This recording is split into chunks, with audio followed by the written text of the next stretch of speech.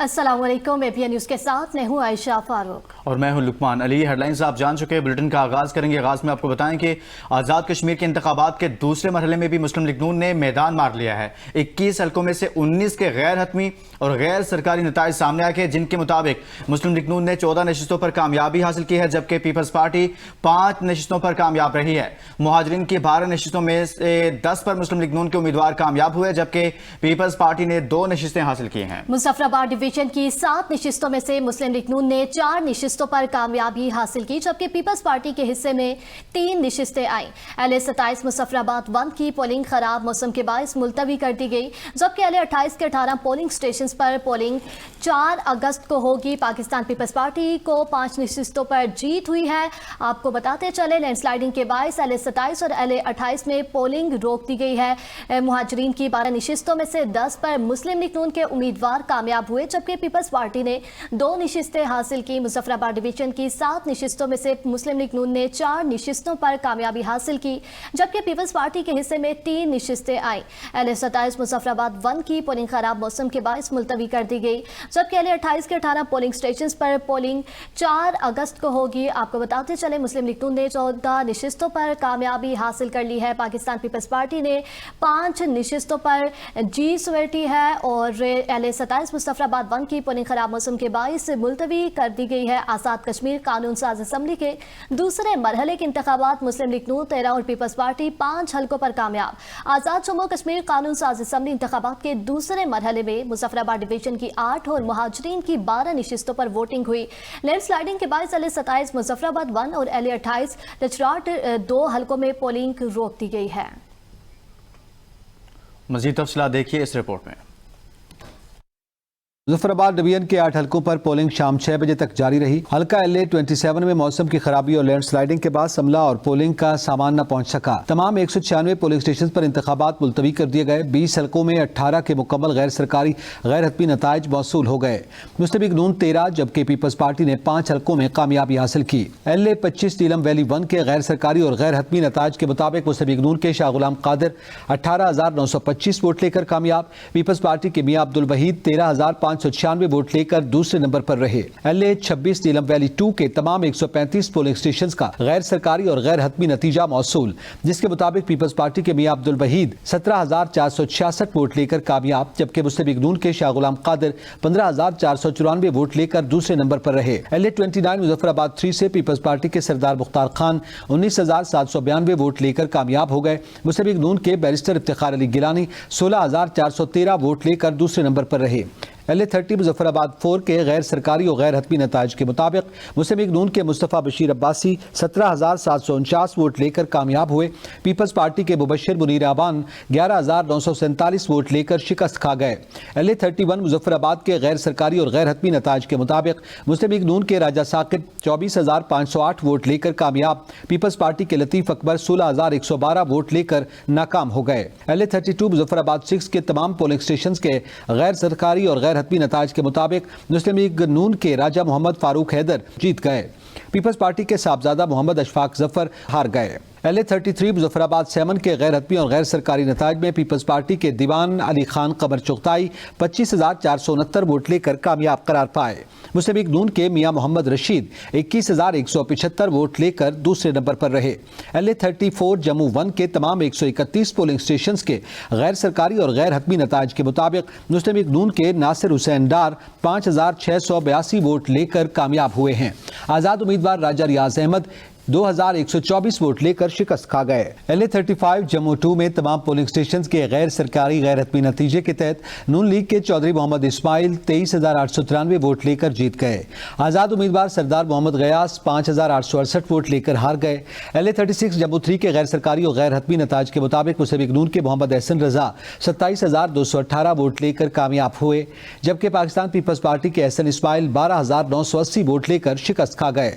LA37 Jammu 4 کے کے غیر سرکاری اور غیر حتمی نتائج میں مسلم لیگ نون کی مریم جاوید 28,664 ووٹ لے کر جیت گئیں، جبکہ جموں کشمیر یونائٹڈ موومنٹ کے عثمان علیم 22,827 ووٹ لے کر ہار گئے۔ LA38 جموں 5 کے غیر سرکاری اور غیر حتمی نتائج کے مطابق مسلم لیگ نون کے ذیشان علی 13,652 ووٹ لے کر کامیاب ہوئے۔ مسلم لیگ آزاد جموں کشمیر کے محمد اکبر چودھری 9,523 ووٹ لے کر دوسرے نمبر پر رہے۔ LA39 جموں 6 کے غیر حتمی غیر سرکاری نتائج میں مسلم لیگ نون کے راجہ محمد صدیق جیت گئے، پیپلز پارٹی کے چودھری فخر زمان ہار گئے۔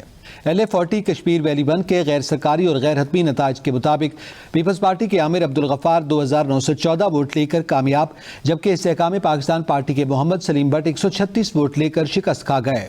LA41 کشمیر ویلی 2 کے غیر سرکاری اور غیر حتمی نتائج کے مطابق مسلم لیگ نون کے محمد عامر شاہ 1,804 ووٹ لے کر کامیاب، جبکہ آزاد امیدوار صبا دیوان 588 ووٹ لے کر ہار گئے۔ LA42 کشمیر ویلی 3 کے غیر سرکاری اور غیر حتمی نتائج میں مسلم لیگ نون کے سید شوکت علی شاہ 1,524 ووٹ لے کر جیت گئے۔ پاکستان پیپلز پارٹی کے محمد عاصم شریف 477 ووٹ لے کر دوسرے نمبر پر رہے۔ LA43 کشمیر ویلی 4 کے غیر سرکاری اور غیر حتمی نتائج کے مطابق مسلم لیگ نون کے محمد یاسین لون 1,276 ووٹ لے کر کامیاب ہو گئے۔ پاکستان پیپلز پارٹی کے جاوید بٹ 563 ووٹ لے کر ہار گئے۔ LA44 کشمیر ویلی 5 کے غیر سرکاری اور غیر حتمی نتائج کے مطابق مسلم لیگ نون کے محمد احمد رضا قادری کامیاب ہوئے، جبکہ آل جموں کشمیر مسلم کانفرنس کی مہر النساء ہار گئیں۔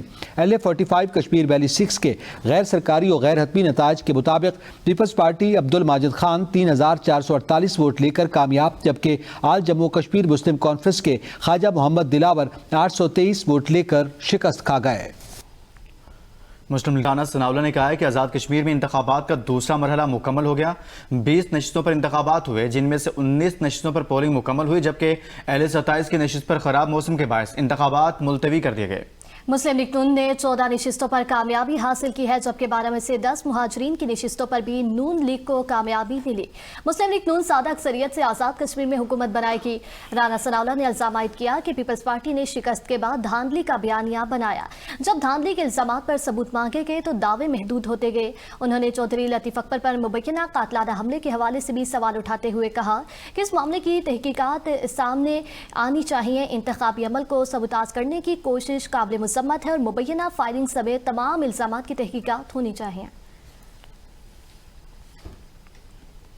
صدر آزاد کشمیر پر حملہ اور تشدد کے الزامات کو معمولی واقعہ قرار نہیں دیا جا سکتا۔ سابق وزیر اعظم راجہ پرویز اشرف کہتے ہیں ریاست کے صدر کے ساتھ پیش آنے والے واقعے کی سنجیدگی سے تحقیقات ہونی چاہیے۔ سیاسی کارکنوں کے تحفظ کو یقینی بنانا الیکشن انتظامیہ کی ذمہ داری ہے۔ مشتاق شاہ جیسے دیرینہ کارکن کے قتل کی بھی مکمل تحقیقات ہونی چاہیے۔ الیکشن انتظامات میں مبینہ کوتاہیوں پر سوالات اٹھائے گئے۔ انتخابی سامان کی بروقت ترسیل الیکشن انتظامیہ کی ذمہ داری ہے۔ انتخابی عمل پر اثر انداز ہونے کے الزامات کی تحقیقات ہونی چاہیے۔ پہلے مرحلے کے تحفظات دور کیے بغیر دوسرے مرحلے میں جانا درست نہیں تھا۔ انتخابی نتائج عوام کے اعتماد کے مطابق ہونے چاہیے۔ جیت اور ہار انتخابات کا حصہ ہے، مگر شفاف عمل ضروری ہے۔ ہم الیکشن کے خلاف نہیں، صاف شفاف انتخابات چاہتے ہیں۔ آزاد کشمیر میں انتخابی عمل آئین اور قانون کے مطابق ہو رہا ہے۔ چند ہزار لوگ حقوق کے نام پر حالات خراب کر رہے ہیں۔ مسلم لیگ نون کے رہنما امیر مقام کا کہنا ہے کہ میرپور میں 6 لاکھ لوگوں نے ووٹ دیا۔ کیا ہم چند ہزار کی خاطر پورے کشمیر کے لوگوں کو اپنا جمہوری حق استعمال کرنے سے روکیں؟ جو حقوق کی بات کرتے ہیں ان کو چاہیے کہ وہ پارلیمنٹ کا راستہ اختیار کریں۔ کراچی میں میر رضا علی موت کیس میں اہم پیش رفت نے شواہد سامنے آ گئے۔ لاش ملنے والے مقام کی اہم CCTV فوٹیج تفتیشکاروں نے حاصل کر لی، جس میں دیکھا جا سکتا ہے کہ 29 جولائی رات 3:36 پر ایک موٹر سائیکل ویران مقام پر آ کر رکی۔ موٹر سائیکل تقریباً 22 سیکنڈ تک موقع پر موجود رہی۔ تفتیشی ذرائع کے مطابق شبہ ہے کہ اسی دوران میر رضا علی کی لاش مقام پر پھینکی گئی۔ ابتدائی ویڈیو میں میر رضا کی لاش کو گلا سڑا دیکھا جا سکتا ہے۔ جائے وقوع کے قریب سے پستول کا ہولسٹر بھی برآمد ہوا۔ میر رضا علی خان اغوا و قتل کیس کی تحقیقات کے لیے خصوصی ٹیم تشکیل دے دی گئی۔ تحقیقاتی ٹیم کو ملزمان کی گرفتاری اور کیس کے تمام پہلوؤں کی چھان بین کی ہدایات بھی کی گئی ہیں۔ CCTV میں میر رضا علی کو پستول کے ساتھ اکیلے جاتے دیکھا جا سکتا ہے۔ پوسٹ مارٹم کے بعد شواہد خودکشی کے امکان کو کمزور کرتے ہیں۔ تحقیقاتی ذرائع کا ایسا بتانا ہے۔ کاروباری شخصیت میر رضا علی کی پراسرار ہلاکت کیس میں اہم پیش رفت نئے شواہد سامنے آ گئے ہیں۔ لاش برآمد والے مقام کی اہم CCTV فوٹیج تفتیشی ٹیم نے حاصل کی ہے۔ CCTV میں میر رضا علی کو پستول کے ساتھ اکیلے جاتے بھی دیکھا جا سکتا ہے۔ आपको बताते चले मीर रजा केस में अहम पेशरफ्त हुई है। कारोबारी शख्सियत मीर रजा अली की पुरस्रार हलाकत केस में अहम पेशरफ्त सामने आई है। लाश बरामद वाले मकाम की अहम सीसीटीवी फुटेज तफ्तीशी टीम ने हासिल कर ली। सीसीटीवी में मीर रजा अली को पिस्तौल के साथ अकेले जाते देखा जा सकता है। पोस्टमार्टम के बाद शवाहिद खुदकुशी के अमकान को कमजोर करते हैं। तहकीकाती जराये के मुताबिक कारोबारी शख्सियत मीर रजा अली की पुरस्रार हलाकत केस में अहम पेशरफ्त लाश बरामद वाले मकाम की अहम सीसीटीवी फुटेज तफ्तीशी टीम ने हासिल कर ली है। सीसीटीवी में मीर रजा अली को पिस्तौल के साथ अकेले जाते देखा जा सकता है। पोस्टमार्टम के बाद शवाहिद खुदकुशी के अमकान को कमजोर करते हैं।